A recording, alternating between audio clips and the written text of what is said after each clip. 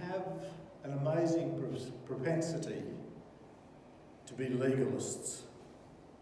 No matter how many times we claim to be committed to grace and not law, in no time at all we've reverted to the legalism of which we criticise the Pharisees. I have great sympathy for the Pharisees. I didn't until I was moderator at the synod. And I found a new appreciation for the struggle that Pharisees have.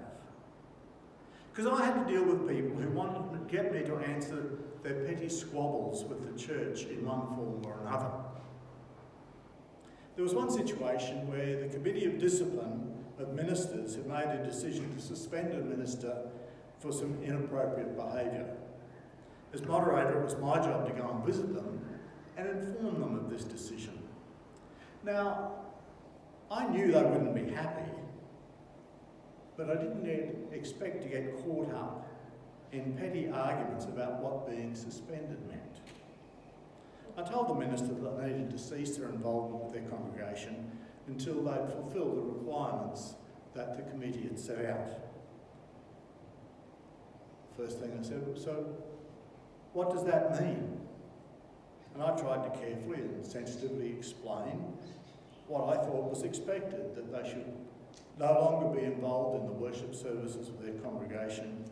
They shouldn't engage in pastoral visits. In fact, it would probably be best if they just stayed away from their church and maybe found another place to worship. So you mean I can't take my kids to kids club? Why should they be punished for something I did? So I carefully tried to suggest that maybe the minister could find someone else to take their kids along to kids club. So you mean I can't even go to my office and get my Bible? And so on we went, trying to deal with every situation in an attempt to show that the committee's decision was silly and unfair.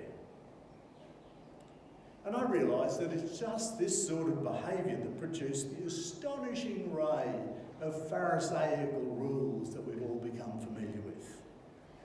The poor Pharisees obviously had to deal with this all the time, so they got together and tried to codify the answers to all the possible questions people might ask, and no doubt they hoped that by preempting all these questions they could make their own life a bit easier.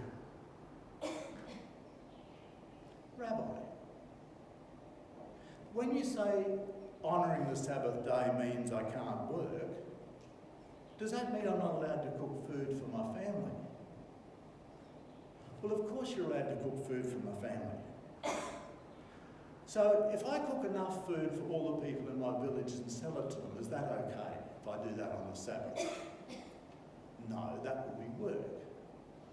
So how many meals am I allowed to cook before it becomes work? You can hear it, can't you? Rabbi, it says I have to tithe at 10% of all my produce.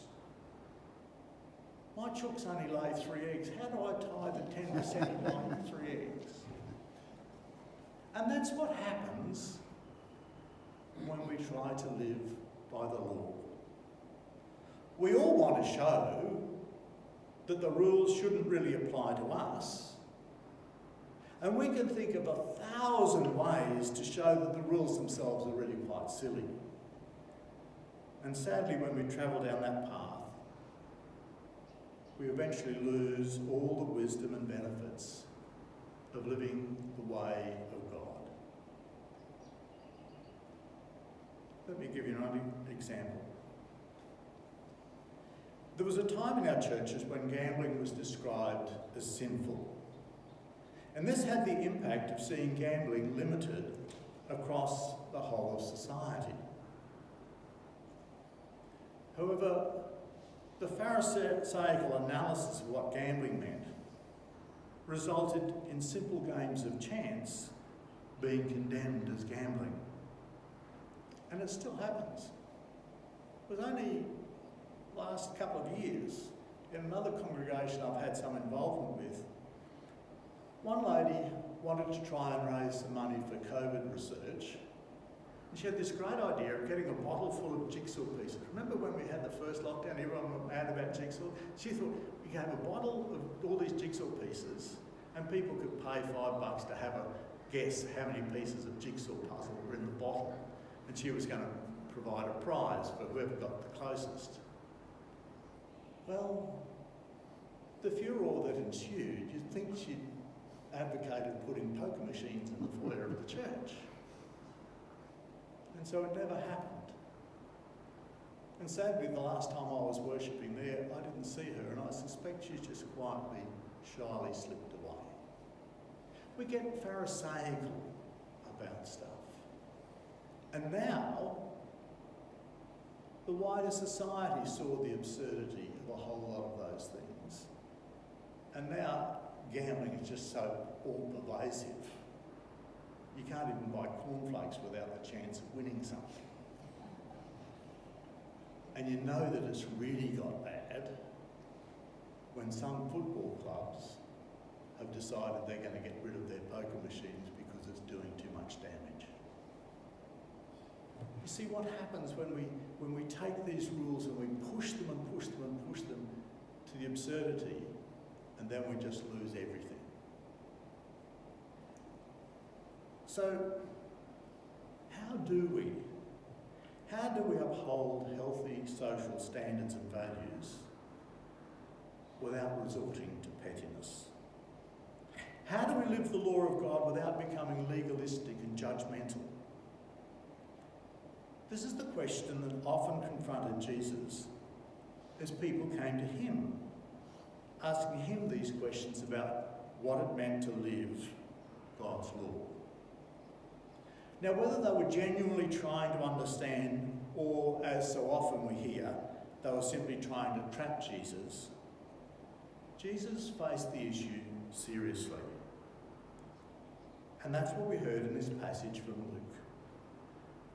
On one occasion, when Jesus was going to the house of the Pharisees to eat a meal on the Sabbath, they were watching him closely. He asked those who were watching him carefully to think for themselves. Is it lawful to cure people on the Sabbath or not? In the face of Pharisaical disapproval, Jesus simply points out the absurdity of their legalism and then leaves it with them. And so he says to them, if one of you has a child or an ox that's fallen in a well on the Sabbath, wouldn't you immediately pull them out? And he just leaves it there for them to think about, for them to ponder. Often Jesus refused to answer their questions, but he always offers a framework within which they can reach their own conclusions. Did this mean that Jesus didn't care about the Sabbath? Of course not. But he didn't go along with the idea that impassioned arguments about rule breaking was honouring the Sabbath. Jesus refused to get himself drawn into these pedantic arguments about work and about obedience to the law. He invites his hearers to think for themselves about how they will honour the Sabbath. Pompous piety wasn't evidence of honouring God's reign. Being at a meal, Jesus then offers two principles that arose from within that context. He says, never mind seeking status and honour. Don't go grabbing for the places of honour and greater power and greater authority, he says to them. Those who try to exalt themselves will be humbled. The story is not actually about where one is supposed to sit when you go to lunch. It's neither is it about where you sit in church. I've actually had people try and explain to me that the reason they always sit at the back was this story that Jesus says, well, take the back seat. I know that the most faithful people always sit in the front. Don't they, Bruce? No, but you know, we make these stories into things they're not intended to be. He's not talking about where you sit when you go to a dinner party, but he's providing a principle. Those who try to exalt themselves will be humbled. And it's not a principle about some utopian kingdom in the future. It's a framework that should be applied in everyday life. And almost every day we hear another story of someone, be it a politician or a business or community leader, who sought power and control only to see themselves publicly humbled. These things that Jesus taught us are about how we live in the here and now with one another. And Jesus says, take the low road. Seek to be the servant rather than the master. And let God worry about honouring you. Never mind seeking honour and power to demonstrate your own status. Look for ways to serve others and trust that God will offer you his reward. And he doesn't go on to give us a set of rules about how to apply this principle. Rather, he leaves it for us to ponder and to work out how we apply it in the context of our own lives. And then he goes on to speak about hospitality and generosity.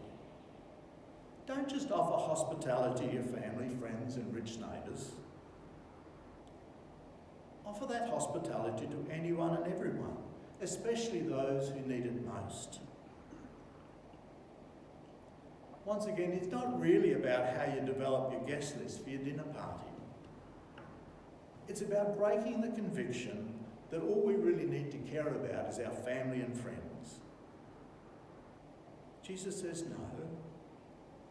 Those who seek to live within the reign of God have a responsibility to care for all those who need love and care, not just those who will provide a benefit back to you. It might appear a thankless exercise, and you get no return. But he says God will honour you. God will exalt you. And so as I find myself putting these little pictures together, I see a wider picture about how we're called to live with one another as followers of Jesus. How each of us applies these principles in our lives will differ according to our personalities, our life circumstances, and the resources we have at our disposal. We can never come up with a set of rules to describe how they apply to every person. Over the years, I've seen these principles of hospitality apply in all sorts of ways. One of the most profound experiences I had of hospitality was when I was with a group of people, of about 20 people, who went to India, to Chennai, to work, to do some work in an impoverished girls' school. The Church of South India had this school for the girls of Dalit families.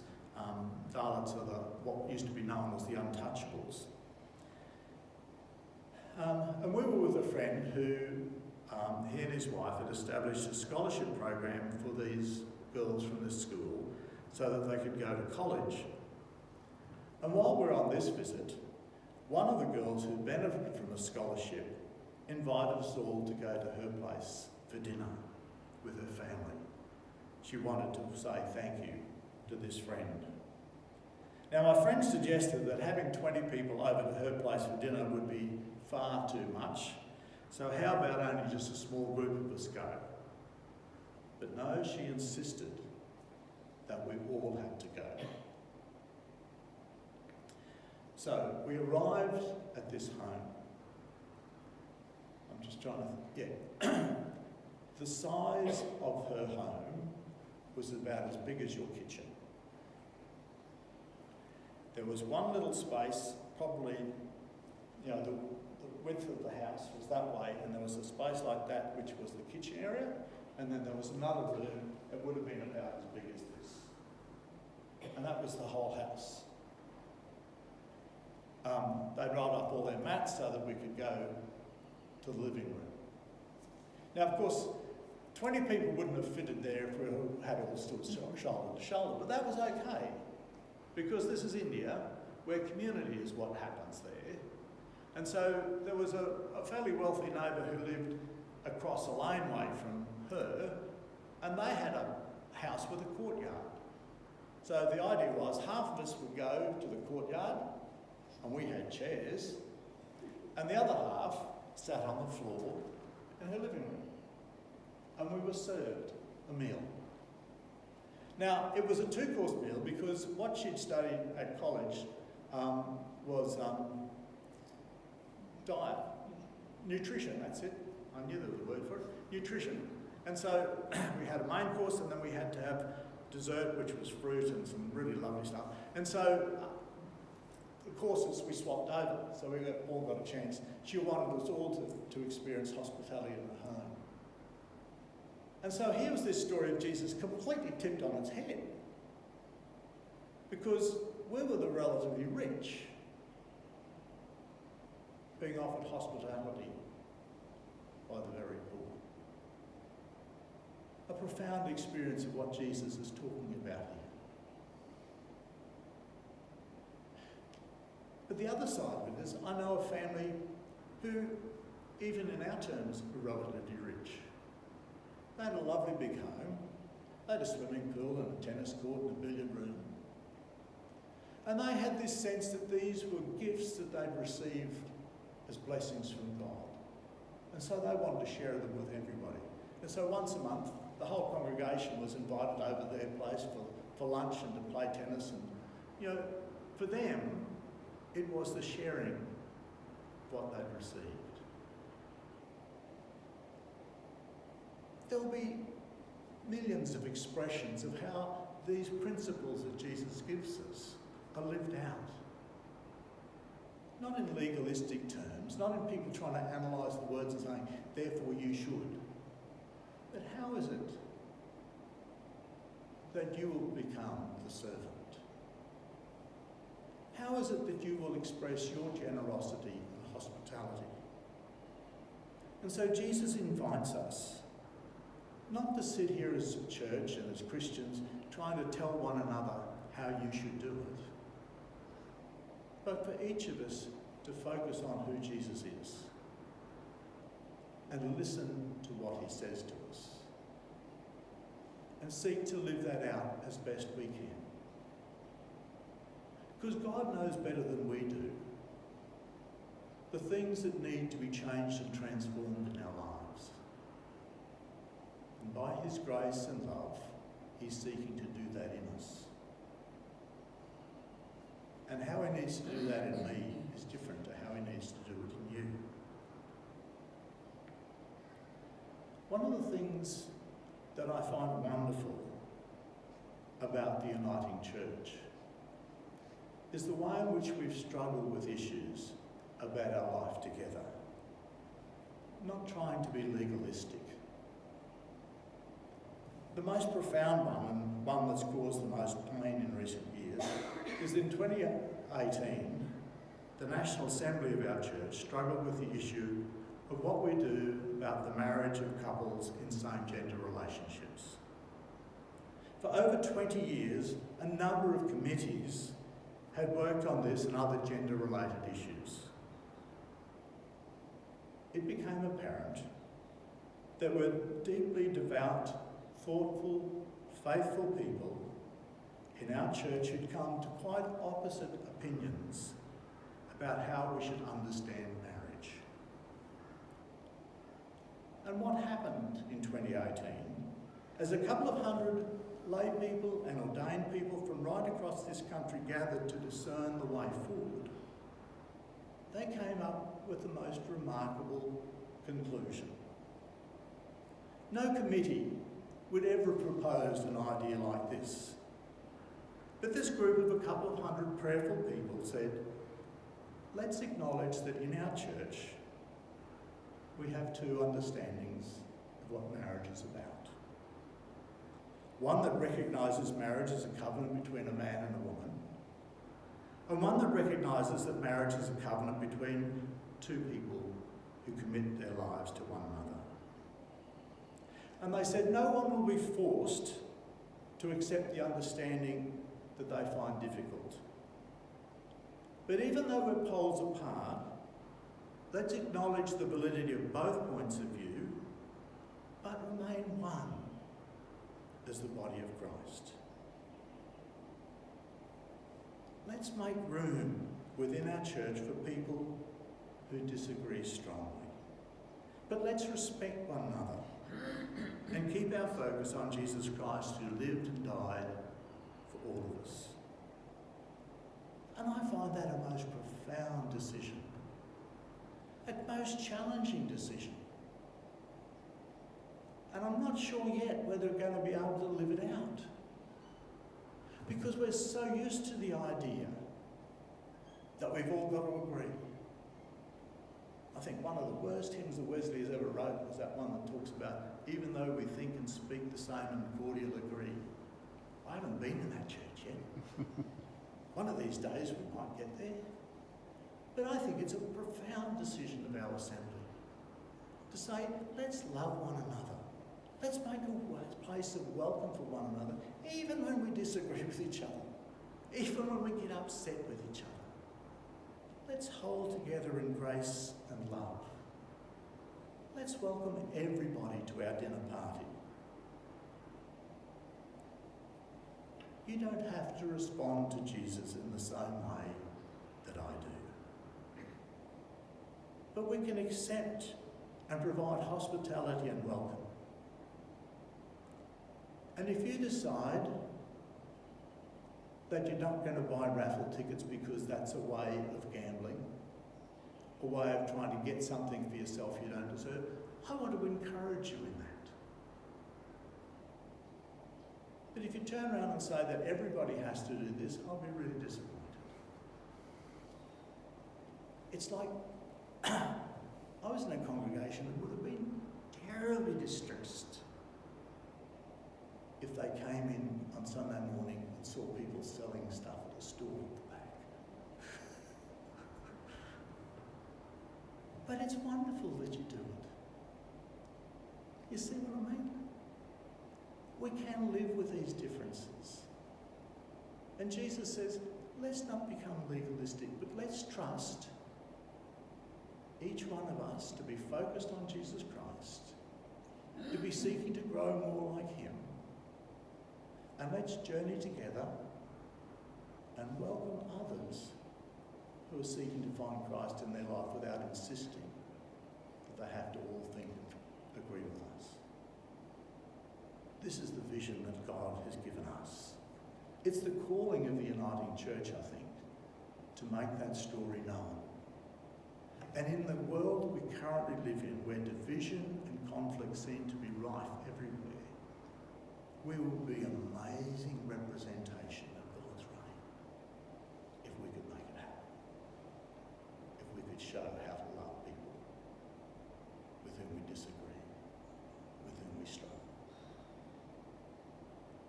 And gradually, we'll all come closer to what Christ called us to be.